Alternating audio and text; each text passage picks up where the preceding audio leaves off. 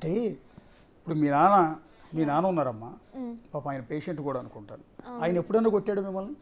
లేదండి, కోపం వచ్చినా కానీ తిడతాడేమో కానీ మళ్ళీ 5 నిమిషాలు అయితే వచ్చి మళ్ళీ గారాబం చేసేది. ఏ తండ్రి కూడా ఇంకా తల్లి అన్నా చేసుకుంటుందేమో. ఎందుకంటే ఒకవేళ పిల్లలు తప్పు చేస్తే మందలించడానికి భయపెట్టడానికి కొంచెం దీనికోసం కొడుతుందేమో. తండ్రి ఎప్పుడు చేసుకోడు. నాకు కూడా ఒక ఆడపిల్ల ఉంది.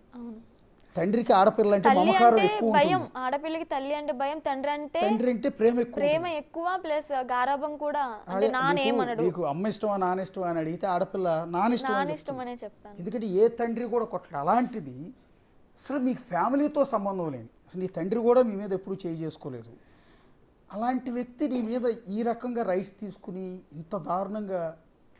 మెయిన్ ఇక్కడ ఏంటంటే అండి, ఆయనకి ఫైనాన్షియల్గా కష్టమైనప్పుడు నాకు గోల్డ్ అంటే నేను కష్టపడి ఎప్పుడైతే 15 ఏళ్ళు ఆయన దగ్గర జాయిన్ అయ్యానో ఆ డబ్బు మొత్తం కూడబెట్టుకొని gold chain, rings, ear rings మొత్తం చేయించుకున్నాను. పేరెంట్స్ చేయించింది కూడా కాదు. అవి తాకట్టు పెట్టి వాళ్ళ అంటే డైవర్స్ అయినాయి అనమాట, వాళ్ళ వైఫ్కిను అతనికి. ఆ టైంలో మనీ కావాలి అంటే నా గోల్డ్ మొత్తం తాకట్టు పెట్టి ఇచ్చేసాను. తను కూడా మాకు హెల్ప్ చేశాడు, నాకు బట్టలు కొనియడం కానీ, చదువుకి ఫీజు కట్టడం కానీ అన్నీ బాగానే చేశాడు.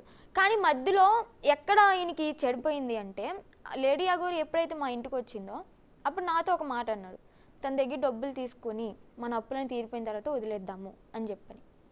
అది నాకు కరెక్ట్ అనిపించలేదు. ఎందుకంటే తను నా దగ్గర జెన్యూన్గా ఉంది, ఈ మా ఇంట్లో ఉన్నన్నాళ్ళు జెన్యూన్గా ఉంది. తను ప్రతిదీ అగోరి దగ్గర ఉన్న డబ్బులన్నీ కాజేసి పంపించేద్దాం, తర్వాత వదిలేద్దాము, మాట్లాడొద్దు మనము అని చెప్పి, టచ్లో ఉండొద్దు అని చెప్పాడు. అప్పటికే నాకు ఆమె అంటే ఒక అభిప్రాయం వచ్చేసింది. ఎందుకంటే జెన్యూన్గా ఉంది, చాలా అంటే చాలా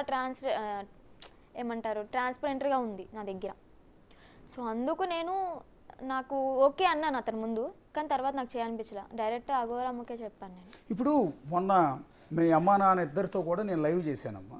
ఇదే స్టూడియో నుంచి మిమ్మల్ని మంగళగిరిలో మీ ఇంట్లో కూర్చోబెట్టి మొదట వాళ్ళు అన్న మాట ఏంటంటే, విష్ణుని పంపించింది మేమే, మా అమ్మాయిని అవసరమైతే 2 దెబ్బలు వేసైనా సరే తీసుకురమ్మని చెప్పింది మేమే అని స్టార్టింగ్ మీ అమ్మ నాన్న అన్నారు. తర్వాత నేను అడిగాను, అమ్మా అసలు ఆడపిల్ల చక్కగా ఉంది, బంగారు బొమ్మలా ఉంది మీ అమ్మాయి, అలాంటి అమ్మాయి చదువుకునే అమ్మాయి ఒక అఘోరితో పాటు వెళ్ళిపోయింది అంటే మీ ఇంట్లో ఏదో కొంత సఫర్ అవుతోంది, ఎవరి వల్ల ఒత్తిడి ఉంది. పెళ్లి చేసుకుని చక్కగా హ్యాపీగా ఉండాల్సిన అమ్మాయి అఘోరితో పాటు వెళ్ళిపోవాలని డెసిషన్ తీసుకుందంటే దాని మూలం ఏదో ఉండుంటుంది.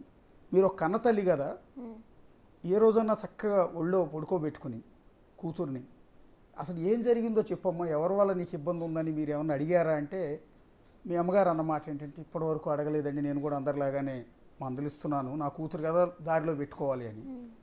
కానీ ఇప్పుడు మీరు అన్నాక నాకు అనిపిస్తోంది ఏదో జరిగి ఉంటుందని, నా బిడ్డను నేను అడిగి ఉండాల్సింది అని అంది ఆ రోజు. ఇంకోటి ఏంటంటే, నేను ఆ రోజు అడిగా,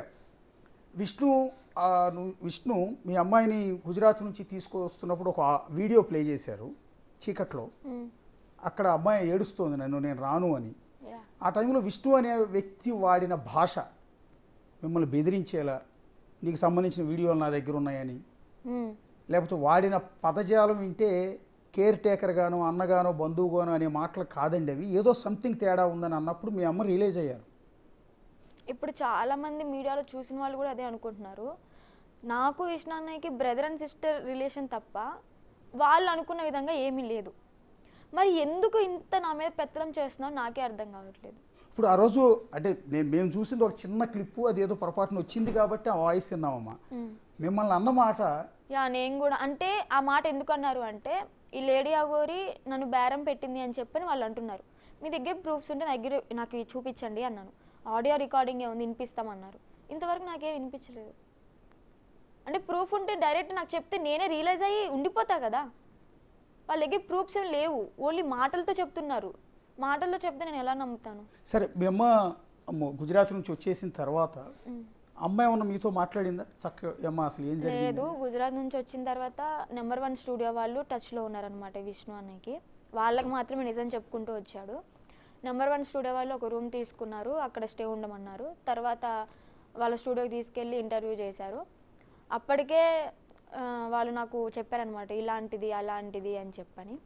నేను ఇచ్చింది 2 మీడియాలకు వెళ్ళిన తర్వాత నెంబర్ 1కి శశి టీవీ అని ఒకటి ఉంది కదా వాళ్ళకి. అది కూడా ఎందుకు ఇచ్చా అంటే, ఈ విష్ణు అనే వ్యక్తి ఇయ్యమన్నాడు కాబట్టి ఇచ్చాను. అసలు మీడియా ముందుకు రావడం నాకు ఇష్టం లేదు. ఇప్పుడు కూడా ఎందుకు వచ్చాను అంటే ఇంకా నిజం తెలియకపోతే జనాలు ఎలాగో అనేసుకుంటారని చెప్పి చెప్పడానికి వచ్చాను తప్ప మీడియా ముందు రావడం నాకు ఇష్టం లేదు. తీసుకెళ్లారు, ఇంటర్వ్యూ చేశారు. జాబ్ నాకు ఇస్తారని నేను ఊహించలేదు. అసలు జాబ్ నేను అడగలేదు కూడా.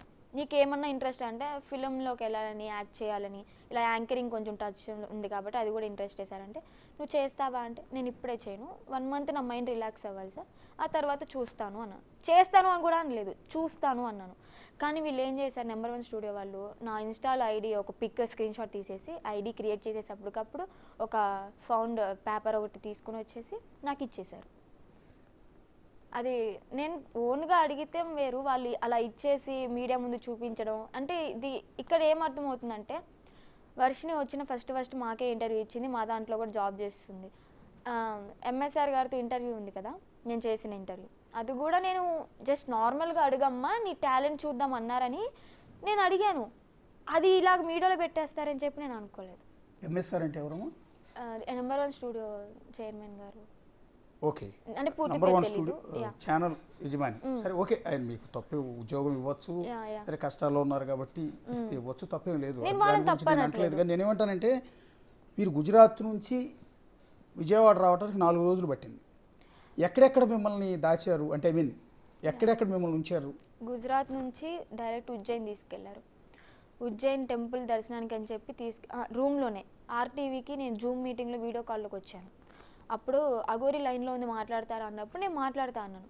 విష్ణు కోపం వచ్చేసి మాట్లాడతావా అని చెప్పని ఫోన్ వాళ్ళది కట్ చేసి నన్ను కొట్టాడు, కాల్తో ఇక్కడ కొట్టాడు.